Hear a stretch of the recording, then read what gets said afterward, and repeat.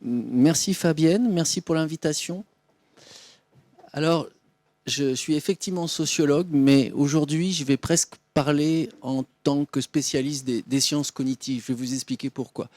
Il y a 20 ans, j'ai commencé un doctorat où je m'intéressais au recours croissant à des diagnostics médico-psychologiques et à des professionnels du soin pour traiter les difficultés des enfants à l'échec scolaire. J'en ai tiré un livre que vous connaissez peut-être, qui s'appelle La médicalisation de l'échec scolaire. Et à cette occasion, j'ai été enquêté dans ce que s'appelle un centre de référence pour les troubles spécifiques du langage. Il y a ça dans chaque académie, vous connaissez peut-être, un service spécialisé dirigé par des neuropédiatres, des gens qui sont très axés sur les neurosciences, les sciences cognitives, qui traitent ce genre de dyslexie, dysphasie, dysorthographie, dyscalculie, etc. Au départ, j'étais assez étranger avec ces disciplines, moi qui était devenu sociologue sans connaître la différence entre une médiane et une moyenne. Et puis, depuis 20 ans, je me suis beaucoup rapproché de ces sciences cognitives de manière assez critique, mais aussi de manière intéressée. J'ai beaucoup lu.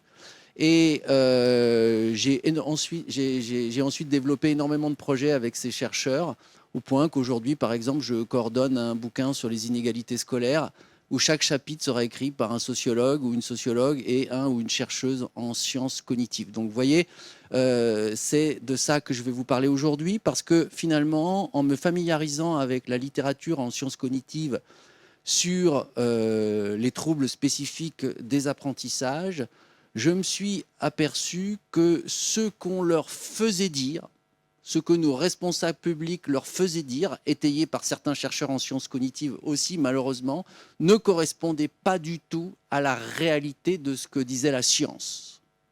Aujourd'hui, la science est beaucoup plus prudente, beaucoup plus controversée que ce qu'on veut bien le dire. Et ça va me donner l'occasion de faire une intervention sur la dyslexie, hein, où je vais essayer de vous montrer que finalement, ce qu'on sait de la dyslexie, ce que les sciences cognitives savent de la dyslexie, eh bien, est très peu robuste, mais c'est normal, hein, c'est un domaine en voie de construction. Et que donc l'objectif de mon intervention qui va porter sur la dyslexie, c'est de remettre en cause la toute-puissance de la science. Alors ça peut être des sciences cognitives, mais je pense qu'à d'autres moments, mon propos il aurait très bien pu porter sur la sociologie. Hein, c'est pas l'un contre l'autre. Hein. À mon avis, la sociologie a été assez hégémonique dans d'autres périodes.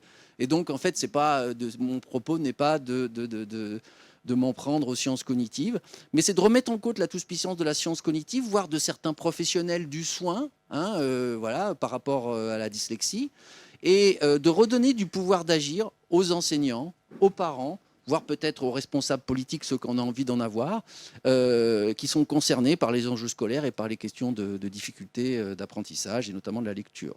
Donc il s'agit de remettre la science à sa juste place, parce que vous invitez beaucoup des chercheurs qui vous disent un petit peu plus ou moins ce qu'il faut faire, etc. Or, comme je vais essayer de vous le montrer, souvent les chercheurs ne savent absolument pas ce qu'il faut faire. Et voilà. Donc je vais vous prendre l'exemple du diagnostic de la dyslexie. Donc c'est un petit peu technique, je suis désolé, mais moi je ne sais pas faire autrement. Je suis obligé de passer par ces travaux qui décrivent le trouble. Donc ça va être un petit peu technique, mais vous verrez que les conclusions sont assez générales. Donc je voulais expliquer que j'étais un sociologue qui était intéressé par les sciences cognitives.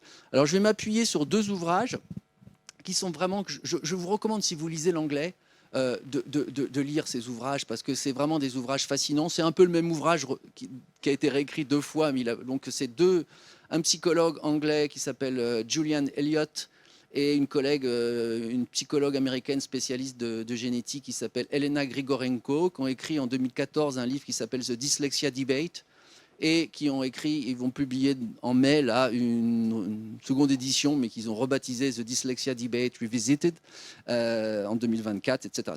C'est donc voilà. Et je vais reprendre pas mal de leur argumentation. Encore une fois, c'est pas un propos de sociologue qui veut flinguer des gens en sciences cognitives. C'est pas du tout mon propos aujourd'hui. Je vais me faire le porte-parole, au contraire, de chercheurs en sciences cognitives pour vous montrer les problèmes qu'on rencontre autour de la dyslexie aujourd'hui. Alors, voilà le plan de l'intervention que je vous propose, c'est: peut-on poser un diagnostic de dyslexie aujourd'hui? Existe-t-il des traitements spécifiques efficaces pour les enfants dyslexiques? Je vous parlerai ensuite de l'évolution de la manière dont on conçoit le trouble, du trouble spécifique au modèle des déficits multiples. Je reviendrai là-dessus. Ensuite, j'évoquerai le décalage entre les politiques publiques qui sont actuellement menées au nom de la science et ce que la science nous dit de la dyslexie. Je vous parlerai ensuite des usages sociaux des diagnostics, en vous montrant que les diagnostics ne sont pas simplement comment dire, des phénomènes scientifiques, c'est aussi des gens qui se les approprient avec des intérêts particuliers ou avec des envies, etc. Et je terminerai, que faudrait-il faire? Voilà, peut-être, je sors un peu de mon rôle de sociologue, là, peut-être, pour dire que... Bon. Donc la dyslexie, hein, peut-être tout le monde en a entendu parler, c'est le trouble central. On dit souvent que c'est le plus fréquent, celui qui a le taux de prévalence le plus important, mais c'est très contesté, au sein de la galaxie des 10. Hein. Et la définition la plus courante qu'on trouve dans l'opinion, hein, c'est la dyslexie est un trouble du neurodéveloppement. Hein. Ça, c'est les nouvelles appellations. Je crois que c'est comme ça que maintenant que vous rencontrez ce trouble, TND. Avant, c'était TSA, qui est trop spécifique des apprentissages. Maintenant, ça veut dire trouble du spectre autistique. Enfin, ça, voilà, ça varie. Comme ça, Florence parlait du caractère mouvant des catégories. Bon. Alors, c'est un TND qui affecte un individu pour lequel le circuit de la lecture ne s'est pas développé de façon typique. Les symptômes, c'est une difficulté importante et persistante à décoder et lire les mots. La lecture est lente. Hein, la fluency est lente et entachée d'erreurs. Accuracy est lente aussi, la précision. Et ça peut entraver la compréhension de ce qui est lu, et puis aussi des habiletés orthographiques faibles, etc. J'utilise des mots d'anglais parce que ce qu'il faut savoir, c'est que c'est un monde où tout se dit en anglais. C'est un monde où tout se fait en anglais. Et en tant que les sociologues, nous, on est ringardisés parce qu'on ne parle pas très bien anglais. Donc moi, je passe ma vie sur des sites à apprendre l'anglais pour essayer de communiquer, de baragouiner. Donc le taux de prévalence de la dyslexie est très variable. En général, on dit 5%, 4 et 8%. Et on trouve dans des articles qui sont publiés dans des revues comme Science ou Nature, soit la mecque de la science, des taux de prévalence pouvant aller jusqu'à 20%.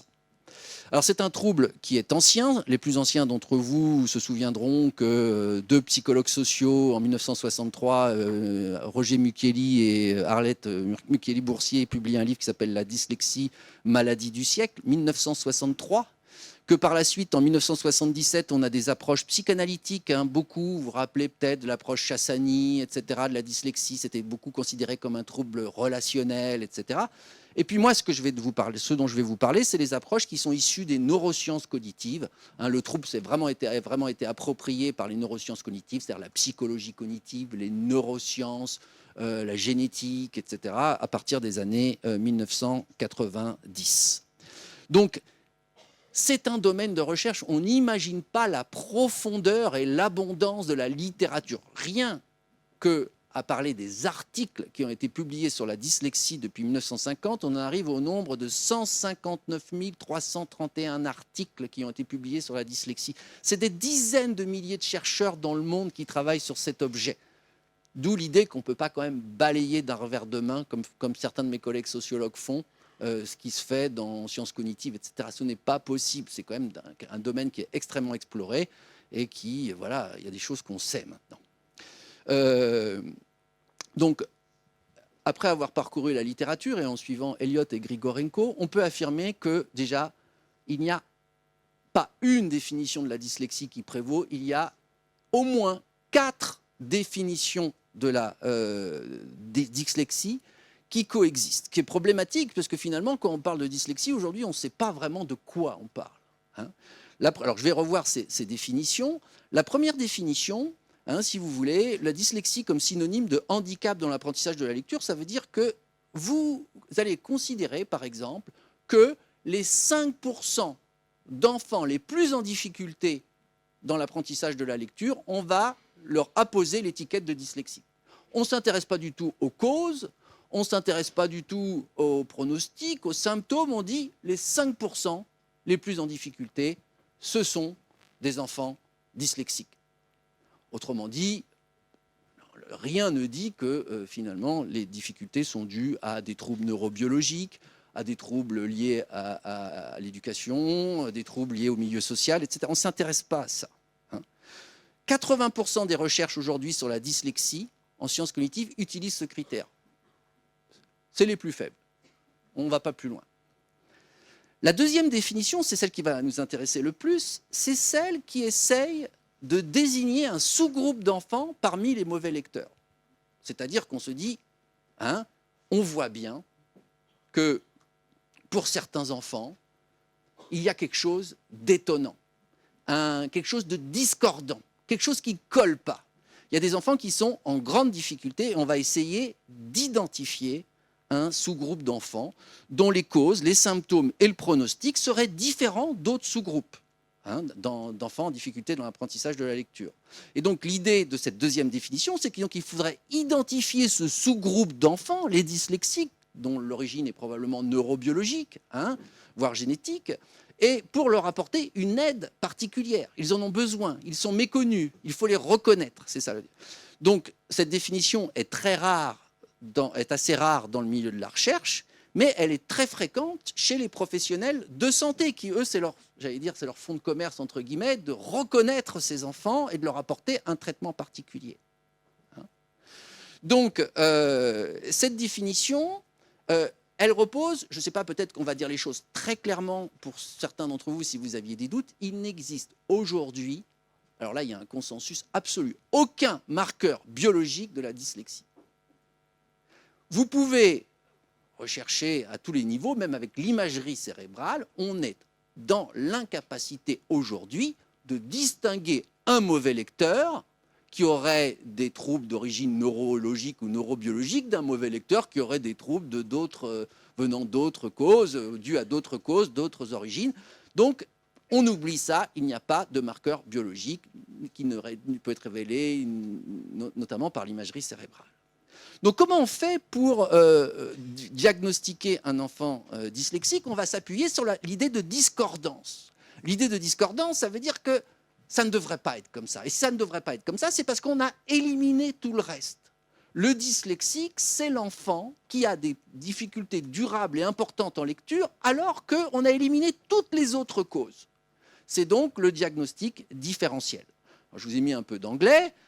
L'enfant, dans cette perspective-là, il est dyslexique parce qu'on a éliminé l'idée qu'il a un retard global, une déficience intellectuelle. Ça ne peut pas expliquer ces difficultés. Alors souvent, dans les tests de QI, il y a une discordance, ils sont disharmoniques. Tout ce qui est verbal, c'est chuté, mais tout le reste, c'est normal, voire plus que normal, disent certains. C'est le côté de la créativité, le génie dyslexique, etc. Deuxième chose qu'on va éliminer, c'est le milieu socio-économique carencé, comme ils disent, qui n'est pas porteur, qui expliquerait que finalement, on n'apprend pas à lire. Autre critère qu'on va encore éliminer, c'est une scolarité chaotique, history of inadequate schooling. Je ne sais pas comment traduire, mais enfin, vous voyez ce que ça veut dire, quoi, un gamin qui n'aurait pas reçu une scolarité qui lui aurait permis d'apprendre à lire. Enfin, toute une série de facteurs émotionnels, de troubles de la conduite qui peuvent avoir un impact sur son intention, sur sa concentration, etc. Donc la dyslexie, dans cette définition, c'est ce qui reste quand on a enlevé tout ça. Sauf que maintenant, il y a un accord relativement important pour dire que le critère du QI ne tient pas la route, c'est-à-dire qu'il n'y a aucun fondement scientifique à la différenciation des enfants qui ont un problème d'apprentissage de la lecture entre ceux qui ont un QI disharmonique et les autres qui ont, par exemple, une déficience intellectuelle. Si, par exemple, les enfants qui ont une déficience intellectuelle, ils ont les mêmes problèmes au niveau de l'apprentissage de la lecture. Quand on leur fait des remédiations, ils réagissent pareil que les autres, etc.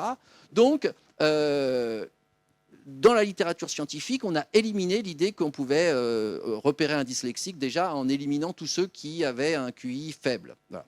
Donc pourtant, on continue beaucoup à utiliser les tests de QI pour repérer les dyslexiques. J'y reviendrai plus loin, surtout à l'étranger. Par ailleurs, la difficulté du diagnostic, c'est comment on opérationnalise les autres critères d'exclusion. Qu'est-ce que ça veut dire un milieu socio-économique carencé ou défavorisé? Où place-t-on le curseur? De même, qu'est-ce que c'est qu'une scolarité dite normale? Quand on sait que voilà, un enfant, il peut avoir des moments, il peut être confronté à la lecture de manière très différente en fonction des classes, qu'il peut avoir des méthodes différentes, je ne sais pas, il peut être absent plus ou moins, il peut avoir, bon, tout ça c'est très difficile à opérationnaliser en tant que critère scientifique. Et puis, Évidemment, le pire, le plus difficile, c'est encore les facteurs émotionnels, psycho-affectifs, etc. Parce que voilà, la dyslexie provoque, quand bien même ça ne serait pas ça qui en serait à l'origine, la dyslexie peut provoquer des troubles anxieux, etc. Alors les dyslexiques qui auraient un trouble anxieux, on les éliminerait parce qu'un trouble anxieux réactif, parce que raté à l'école, parce qu'on a du mal à apprendre à lire, c'est anxiogène. Mais dès le moment où ils développeraient un trouble anxieux, on les éliminerait parce que ça ne rentrerait plus dans le tableau pur. Bon. Donc, si vous voulez, ce diagnostic différentiel a largement été discrédité dans la littérature scientifique. Aujourd'hui, quand bien même il est encore mis en œuvre dans plein d'endroits, et notamment dans les centres de référence du langage, par des professionnels de santé, la recherche en sciences cognitives a tendance à discréditer, en tout cas à jeter de lourdes ombres sur ce type de diagnostic. Ensuite, vu qu'on ne pouvait pas identifier à travers un diagnostic différentiel, on a cherché à trouver des signes de la dyslexie. Alors ça, c'est une identification plus positive, c'est-à-dire positive au sens où on va chercher des indices qui révéleraient, non pas on va éliminer des choses qui nous diraient que ce qui reste, c'est. Donc, on a cherché à repérer des habiletés cognitives, par exemple la conscience phonologique, la mémoire verbale de travail, l'orthographe, les fonctions exécutives. On a regardé aussi, maintenant, on cherche à identifier la dyslexie en regardant la présence d'autres troubles, parce qu'on s'est aperçu, contrairement à ce qui se disait au départ, que beaucoup d'enfants dyslexiques, ils avaient aussi des troubles dyscalculie, des troubles, quand ils étaient plus jeunes, du langage oral. Ensuite, ils avaient des TDAH, etc. Donc, on essaie de trouver des signes, des configurations comme ça, de signes qui nous diraient que cet enfant est dyslexique et celui-là ne l'est pas. Là encore, je vous demande de croire sur parole ou d'aller voir les ouvrages que je vous ai indiqués et des centaines d'autres. La recherche estime qu'on n'est pas en mesure de déterminer, d'identifier des signes de la dyslexie. Donc, aujourd'hui, très clairement, on n'est pas en mesure de repérer un enfant dont les difficultés d'apprentissage de la lecture seraient dues à une dyslexie, de le séparer des autres mauvais lecteurs. On ne sait pas le faire. C'est tout, c'est la vérité. C'est la vérité que les chercheurs en sciences cognitives, encore une fois, ce n'est pas un sociologue radical qui vous dit ça. Donc, voilà. Donc, je me fais le porte-parole de méta-analyse, de synthèse, etc. Alors, la troisième définition de la dyslexie qui est, utilisée dans la littérature scientifique est une définition qui s'appelle la réponse sur intervention. En fait, l'idée, c'est qu'on ne peut pas reconnaître un dyslexique, mais à la limite, on va essayer de le reconnaître. C'est-à-dire qu'on a un enfant qui a des problèmes d'apprentissage de la lecture. On lui donne une remédiation adaptée, efficacement prouvée, dont l'efficacité a été scientifiquement prouvée. Ensuite, on regarde évidemment comment il réagit. En fonction de comment il réagit, peut-être on fait un bilan cognitif pour voir un petit peu ses problèmes. On met une deuxième remédiation en place. Si, à la fin, il y a des élèves qui vont réagir positivement, qui seront plus dyslexiques, qui vont apprendre à lire, etc. Puis il y en a d'autres qui vont perdurer dans leurs difficultés, dont les difficultés vont être pérennes. Ceux-là, on va les dire qu'ils sont dyslexiques. Encore une fois, les critiques, cette fois-ci, portent sur la difficulté à opérationnaliser, parce que finalement, ça dépend énormément des remédiations qui sont mises en œuvre et du seuil à partir duquel on considère qu'un enfant a progressé ou pas, etc. Les recherches sont très divergentes et effectivement, il est très difficile aussi de se servir de cette définition, surtout que ça demande des méthodes incroyables. Pour que ça soit mis en place, ça demanderait des moyens qui ne sont pas actuellement disponibles. Et puis, il y a une quatrième définition sur laquelle je vais très vite passer parce qu'elle est un petit peu fantaisiste et on la trouve très peu dans la recherche, mais de plus en plus chez les professionnels. C'est la dyslexie, un trouble caractéristique de la neurodiversité. Je ne sais pas si vous avez entendu parler de la neurodiversité récemment. C'est cette idée que présenter plutôt les gens qui ont, par exemple, les enfants ou les adultes qui ont un trouble spécifique des apprentissages, plutôt que de parler d'un déficit, de parler de leur talent, le fait qu'ils sont différents, originaux, etc., ce qui est peut-être vrai, etc.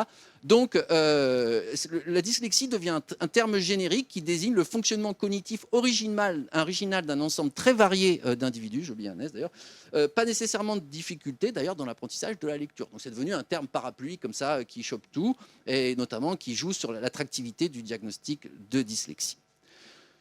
En conclusion de cette première partie, je dirais que donc il y a un consensus actuel. Je ne ferai pas comme certains de mes collègues sociologues qui nient que certaines des difficultés de vos élèves sont dues à des causes neurobiologiques, génétiques, etc. Il y a des difficultés, certains élèves, dans l'apprentissage de la lecture, qui sont dues à des causes neurologiques ou neurobiologiques. Il y a des difficultés en lecture de vos élèves qui ne résultent pas de l'action du milieu social, de votre enseignement ou de celui qu'ils ont reçu auparavant, ou de troubles psychoaffectifs. Donc ça existe. La critique que je vais porter aujourd'hui ne porte donc pas sur l'existence de cette dimension neurologique, tout le monde s'accorde, ça existe, mais sur la capacité à les repérer et partant à faire de la dyslexie une catégorie d'intervention publique à partir de laquelle on va organiser une réponse.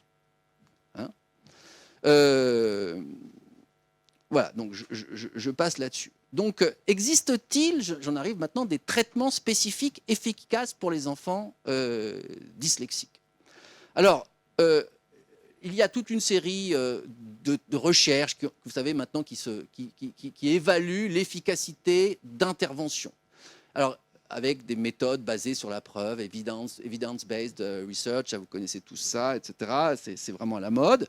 Eh bien, ce qui apparaît aujourd'hui, c'est que les méthodes les plus efficaces pour aider un enfant en difficulté d'apprentissage de la lecture sont les méthodes classiques. Alors là, c'est les psychologues qui sont aussi sont assez proches des recommandations du Conseil scientifique de l'éducation nationale. Je ne vais pas vous mentir, des méthodes syllabiques, le décodage, la conscience phonologique, la mémoire de travail, les fonctions exécutives. On est vraiment sur des méthodes qui sont assez cadrées et qui seraient efficaces pour, c'est ça qui est important, pour l'ensemble des élèves en difficulté d'apprentissage. C'est-à-dire que ce qui n'a pas été avéré, c'est l'efficacité de méthodes particulières qui cibleraient, par exemple, certains indicateurs, certains éléments considérés comme précurseurs de la dyslexie. Donc on isolerait un groupe, on lui ferait une intervention particulière qui ciblerait certains indicateurs de la dyslexie, on regarderait ce que ça fait. Eh bien, ce type d'intervention n'a pas prouvé, ces interventions n'ont pas prouvé leur efficacité en comparaison d'interventions qu'on va dire généralistes. Voilà. Donc, existe-t-il des traitements spécifiques efficaces pour les enfants dyslexiques? La réponse dans l'ensemble, même si vous trouverez des voies divergentes, est quand même non. Alors, troisième partie du trouble spécifique au modèle des déficits multiples, je voudrais juste vous expliquer que donc, dans le milieu des sciences cognitives elles-mêmes, la dyslexie est une catégorie en crise. Pourquoi elle est une catégorie en crise? Parce qu'on est passé d'un moment, au début des années 2000, rappelez-vous les interventions de Franck Ramu en France, qui portait beaucoup cette parole-là, avec de l'origine biologique de la dyslexie, même s'il y a sans doute une origine biologique dans certaines difficultés, je le répète, mais on avait l'idée qu'on pouvait identifier un déficit cognitif, que c'était un trouble spécifique des apprentissages. Qu'est-ce que ça veut dire spécifique? C'était le terme important en fait. Ça veut dire que ça touchait un processus cognitif et pas les autres. Que le dyslexique, il était en difficulté dans l'apprentissage de la lecture, mais pour tout le reste, ça allait. Donc et le but de la recherche, c'était d'identifier ce déficit cognitif et ses bases neurales. Donc, on croyait qu'on allait l'arriver. Il y avait des enquêtes, rappelez-vous, des enquêtes où on vous montrait des cerveaux avec des amas de neurones. On espérait trouver qui avaient été faits après des autopsies post-mortem, etc. On trouvait des signes, mais finalement, ça reste très controversé. Et maintenant, on pensait aussi à l'époque qu'il était important de considérer la dyslexie comme une catégorie discrète. Ça veut dire quoi, une catégorie discrète? Ça veut dire on est ou on n'est pas dyslexique. D'où l'intérêt d'identifier un dyslexique. Parce qu'on l'est ou on ne l'est pas.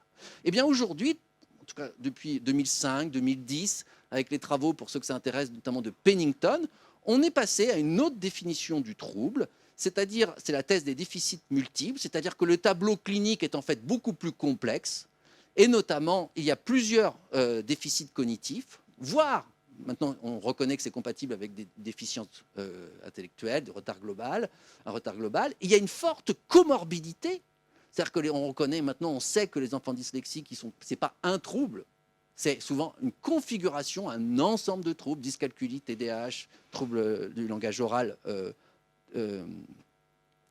avant. Et les dyslexiques et les autres lecteurs sont dans un rapport, ça c'est très important, de continuité. Et donc il faudrait privilégier une approche dimensionnelle.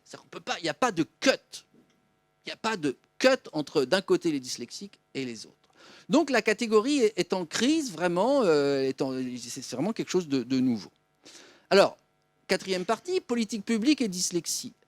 Malgré cette évolution de la recherche, eh bien, en France, comme dans les autres pays, les directives données par les pouvoirs publics mettent de plus en plus l'accent sur la nécessité d'un diagnostic de plus en plus précoce de la dyslexie comme des autres troubles des apprentissages. Je pense qu'aujourd'hui, il y a vraiment encore en France, et encore plus dans les pays anglo-saxons, où ça a pris une force considérable, l'idée qu'il faut identifier, en posant un diagnostic précoce, des élèves qui seraient atteints de troubles spécifiques des apprentissages. On peut retracer dans l'éducation nationale en France, 2000, rapport Ringard, plan d'action pour les enfants atteints de troubles spécifiques du langage, augmentation spectaculaire du nombre de reconnaissances de handicap pour les troubles neurodéveloppementaux, 2015, création des plans d'accompagnement personnalisés, 2024, le Sénat a adopté un texte visant à favoriser le repérage précoce et l'accompagnement des troubles du neurodéveloppement. On est donc toujours dans la logique de poser un diagnostic. Or, donc, encore une fois, il y a un décalage considérable entre ces politiques publiques et ce que dit la science, puisque la science dit précisément le contraire, c'est vraiment quasiment impossible aujourd'hui de poser un diagnostic. Et, encore une fois, aussi bien là, les sociologues que les spécialistes de sciences cognitives se rejoignent aujourd'hui pour dénoncer le fait que la pratique du diagnostic, le fait de poser un diagnostic, ce n'est pas négligeable, c'est une pratique importante qui a des conséquences en termes d'inégalité sociale. Pourquoi? Parce que, par exemple, si on reprend l'idée du diagnostic différentiel et inégalité sociale, la dyslexie, c'est par exemple pas tellement compatible avec un milieu social défavorisé. Bon, alors, on va plutôt, dans les recherches et dans les professionnels du soin, on va plutôt diagnostiquer des gens qui n'ont pas ce critère-là, qui ne viennent pas de milieux défavorisés. Diagnostic, par exemple, c'est pas compatible avec des troubles de la conduite, etc. Eh ben, on va plutôt diagnostiquer des garçons. Des garçons issus de milieux populaires on va plutôt ne pas diagnostiquer des garçons issus de milieux populaires, etc. Donc vous voyez bien. Donc diagnostic et estime de soi des élèves non diagnostiqués.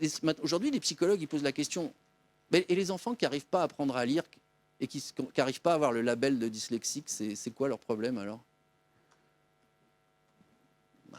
Et ça devient très stigmatisant, parce que ça veut dire qu'en gros, ils ont soit un problème psy, soit un problème d'intelligence. Bon. Ensuite, la recherche du diagnostic, on le sait, c'est une pratique socialement située. Vous le savez, les parents ne se comportent pas tous de la même façon. Certains sont plus ou moins interventionnistes. Moi, j'ai vu que le marché de la prise en charge de la difficulté scolaire, notamment dans le domaine du soin, c'est un marché non unifié. Vous allez au CMPP, votre enfant il peut être défini comme psychotique. Vous allez au centre de référence du langage, il devient dysphasique. Je l'ai vu ça, je ne vous raconte pas Donc, les parents, il y a des parents qui mettent en concurrence, les parents en général issus des classes moyennes et supérieures, qui vont... Bon, ils sont tous en détresse, ils pleurent dans les entretiens, je ne parle pas de conduite cynique, de stratagème, mais bon, c'est toujours horrible d'avoir un enfant en grande difficulté scolaire. Mais certains ont plus de ressources que d'autres pour faire jouer la concurrence, pour trouver le diagnostic qui va leur sembler le plus à même de maximiser la scolarité de leurs enfants. Et donc, pour toutes ces raisons, le financement public de la lutte contre la dyslexie, c'est un financement qui va à des enfants qui n'ont pas n'importe quel profil social. Encore une fois, ce n'est pas que les sociologues qui disent ça. Et c'est une idée qui est de plus en plus formulée par les chercheurs en sciences cognitives eux-mêmes. C'est-à-dire que, on voit bien que ça peut avoir un effet à la limite de dire il est dyslexique, ça peut enclencher toute une série de remédiations qui vont être utiles plutôt que rien, je me mets à la place d'un parent, je ferais sans doute pareil. Il se trouve que tous les parents ne font pas la même chose et que donc c'est socialement inégalitaire.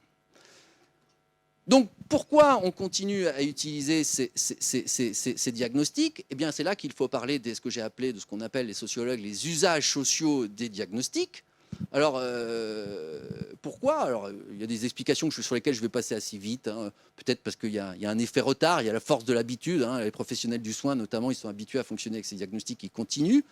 Il y a certains mythes scientifiques. Maintenant, on parle de neuromythes, mais bon, pourquoi pas, les médias, on parle beaucoup de dyslexie, etc. Bon, voilà, peut-être que... Bon.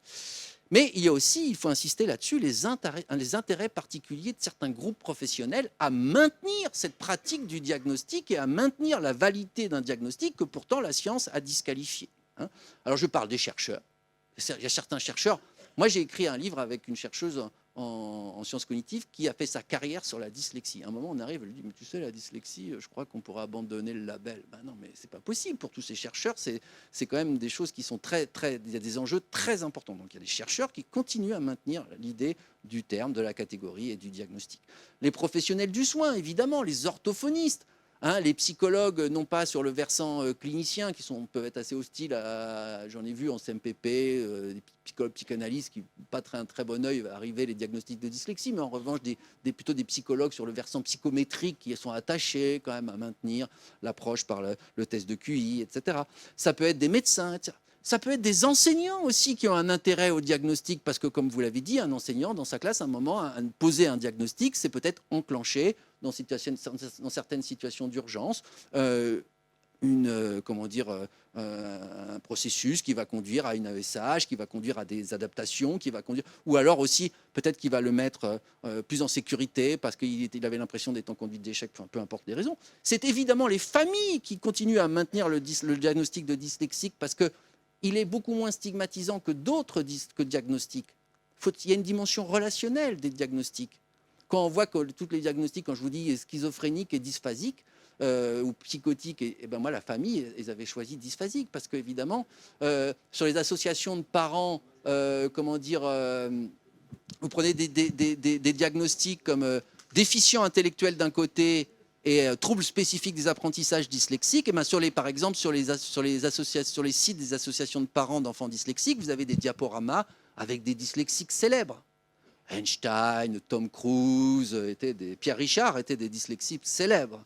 Bon, c'est pas du tout scientifique, mais ce sont une inversion du stigmate, qu'on appelle ça en sociologie, c'est possible, alors que vous pouvez difficilement faire la même chose avec une déficience intellectuelle, que c'est des diagnostics qui sont moins culpabilisants, que la culpabilisation des parents, c'est comme ça qu'ils le perçoivent, je ne dis pas que c'est ça, mais sur les diagnostics plus de registre un peu le versant psy, etc. Donc les parents, eh bien, militent pour ce diagnostic, etc. Ils y trouvent une forme d'efficacité. Et puis la classe politique aussi, hein, on leur dit, bon, bah, on va isoler un groupe d'enfants, on va leur faire une remédiation et ça va marcher, vous allez voir. C'est quand même mieux que de leur dire, bah, écoutez, de toute façon, on ne sait pas trop les identifier, on peut vous proposer quelque chose, mais on n'est pas sûr, etc. Donc ils ont besoin de choses comme ça. Enfin, il y a toutes les dimensions économiques des entreprises qui sont spécialisées dans la production de tests, etc. Alors, je ne vous parle pas pour le TDAH, ça va être le côté médicamenteux. Donc, c'est important aussi les dimensions économiques dans tous ces domaines. Alors, voilà pourquoi le diagnostic continue de régner dans le traitement de la difficulté de la lecture. Alors, que faudrait-il faire? Je pense que peut-être, d'ailleurs, peut-être ce qui est en train de, si j'écoute Florence ce matin, d'être revendiqué par certains cadres de l'éducation nationale, peut-être de manière un peu idéaliste, mais en tout cas, ça semble aller dans cette direction-là. C'est-à-dire de ne pas privilégier l'approche par diagnostic, c'est-à-dire identifier, ne pas chercher, quand on a des enfants en difficulté d'apprentissage de la lecture, à poser un diagnostic qui conditionnerait l'accès à des remédiations. C'est ça qui est important. Hein. C'est ne pas conditionner l'accès à des remédiations à un diagnostic. Donc, il s'agit d'apporter une aide à tous les enfants dont on a observé au niveau comportemental, behavioral, je ne sais pas comment on dit en français, au niveau de ce que vous voyez, quoi. On fait à la limite, vous faites un test de lecture, ça peut être l'Alouette, mais vous avez vos moyens d'évaluer vos enfants. Et, ils ont tous, on ne se demande pas qui a quoi, on leur donne à chacun. Alors évidemment, là, les gens qui font ça, ils vont pas dire vous faites ce que vous voulez. Non, ils vont dire faites des choses précises, etc. Ça, il ne s'agit pas de parler de ça, mais il ne s'agit pas pas un discours irénique qui dirait pas de problème, tout va bien, le meilleur des mondes, faites ce que vous voulez. Non, il y a quand même un discours, il faut faire des choses très précises et les enseigner. Bon, passons. Cette aide peut, au moins initialement, et ça me semble être très important, être mise en place dans les classes, mise en œuvre dans les classes par les enseignants. Hein, qui sont formés à enseigner la lecture, voilà, ils savent ce qu'il faut faire, il y a des méthodes qui sont efficaces avec tous les élèves, ils les mettent en place. Et dans un deuxième temps, ils peuvent éventuellement recourir à un bilan cognitif ou qui va permettre d'individualiser la remédiation dans un deuxième temps, puis voilà, etc. Mais disons qu'au départ, on ne cherche pas le diagnostic. Et puis, ce qu'il faut faire, à mon avis, c'est maintenir la question de la médicalisation, c'est-à-dire la question du recours à un diagnostic comme quelque chose qui fait débat. On a eu tendance pendant trop de temps, à considérer que la médicalisation, c'était très bien. C'était quelque chose qui ne posait pas problème. Enfin, vous l'avez entendu ce discours, c'est-à-dire, enfin, ces enfants, leurs difficultés sont reconnues. Enfin, ils accèdent à des soins. Ce qui n'était pas entièrement faux d'ailleurs, parce que c'est vrai que la médicalisation a un effet de levier, enclenche des soins, c'est vrai. Hein, mais si vous voulez, on a eu tendance je crois qu'on en est revenu. C'est ce que je disais à midi. Moi, quand j'ai fait publier mon livre en 2014 de la médicalisation, ça faisait hurler tout le monde. Aujourd'hui, les cadres de la DGESCO, responsables de l'ASH, ils ne jurent que contre la médicalisation. Il faut que les profs ils arrêtent d'externaliser, etc. J'ai cité une joute que j'ai eue avec Franck Ramu en 2014. Il avait posté, j'avais une interview à la suite de la publication de mon livre de je sais plus, Jarreau, François Jarreau, et donc sur le site du Café Pédagogique. Et quelle surprise quand je vois que Franck Ramu s'abaisse à mettre un poste, je ne pensais même pas qu'il me connaissait, mais quelle misère en 2014 nous ressortir l'antienne de la médicalisation de l'échec scolaire, comme si tout ça n'avait pas été amplement ressassé, comme si on n'y avait jamais répondu, ici, pour mémoire, ici tous ces articles. Malgré tout cela, quand même, le SNUIPP, franchement, qui a invité Morel à son colloque annuel, et le Café Pédagogique semble toujours arc-bouté sur leurs croyances. Quelle tristesse, surtout quand on pense au chemin parcouru dans l'intervalle par les enseignants sur le terrain, à leur prise de conscience massive du problème des troubles spécifiques des apprentissages, conscience aussi de leur manque de formation sur le sujet et à leurs efforts très importants pour acquérir des connaissances et des pratiques adaptées à ces enfants. Donc une sorte d'assassinat symbolique à la fois scientifique et moral. Comment peut-on encore aujourd'hui mettre en débat la question de la médicalisation, etc. Je rejoins Franck, que je connais par ailleurs, que pas mon meilleur ennemi, on va dire, pour dire qu'il y a besoin, il y a des choses que la science a apportées et qui sont très importantes, il faut que ça continue. Malgré tout, il faut qu'on puisse avoir des débats sur le recours à des diagnostics, parce qu'effectivement, ce sont ses propres collègues qui le contredisent, et ça, c'est très, très grave. Donc, il ne s'agit pas, pour moi, de s'affranchir de la science. Il faut dire aux professionnels, je cite Elliott et Grigorenko, j'ai traduit donc, il faut clairement dire aux professionnels de l'éducation et du soin, ainsi qu'aux élèves et à leurs familles et au grand public, que la recherche sur la dyslexie, c'est dans ce domaine, offre plus de promesses pour le futur que des connaissances fiables sur lesquelles pourraient s'appuyer les stratégies d'intervention. Une sorte d'honnêteté des chercheurs qui sont les grands spécialistes mondiaux de la dyslexie aujourd'hui. Donc, il faut pour moi aussi redonner aux professions de l'enfance et aux enseignants une capacité prudentielle. C'est-à-dire, en fait, une fois qu'on a compris qu'il ne s'agissait pas de diagnostiquer, et que finalement, dès le moment où on pose un diagnostic, finalement, les situations ont tendance à vous échapper. Parce que vous vous retrouvez dans des équipes de suivi, des ESS, ou n'importe quel. Puis il y a l'orthophoniste ou le médecin qui vous arrive, ou le pédopsychiatre, il dit dyslexique, il est... qu'est-ce que vous voulez dire ? Vous ne pouvez plus rien dire, parce que finalement, vous êtes illégitime. Vous êtes en état de recevoir des conseils, ou à la limite de bon. Je ne sais pas, mais en tout cas, ça doit y avoir des situations plus variées, mais je l'ai observé, ça. Et donc, il me semble que ce qu'il s'agit de redonner au corps enseignant et à d'autres professionnels, c'est cette capacité de discernement. En fait, vous avez en face de vous des cas complexes, et je pense que c'est à vous de, comme le médecin reçoit un patient pour des symptômes souvent très courants, mais sa dimension prudentielle va le conduire à faire des raisonnements, à dire oui, tous, mais ça peut être dû à ça, ah si, je vais vérifier ça, je vais faire une prise de sang. Eh bien, vous, c'est pareil, de vous redonner cette capacité de praticien qui, face à des situations particulières, êtes en mesure de, de vous prononcer, de faire la part des choses entre différents types de causalités qui sont en œuvre. Et donc, c'est redonner de la noblesse à cette profession de professeur. Mais bon, ça peut être aussi d'autres métiers confrontés avec des enfants, alors que le diagnostic a tendance, au contraire, à vous enlever cette dimension prudentielle, puisque vous n'êtes plus compétent. Donc, il faut rétablir une formation des enseignants et évidemment, et peut-être aussi favoriser les relations avec les autres professionnels, parce que c'est quand même, on ne jure que par le partenariat, etc. Mais vous le savez bien, les relations entre les professionnels sont extrêmement rares pour des raisons très prosaïques, si personne n'a le temps. Et donc, en fait, voilà, ça reste des îlots, des trucs cloisonnés. Et ça, c'est bien dommage. Voilà, je conclurai là-dessus et je vous remercie pour votre attention. Merci beaucoup.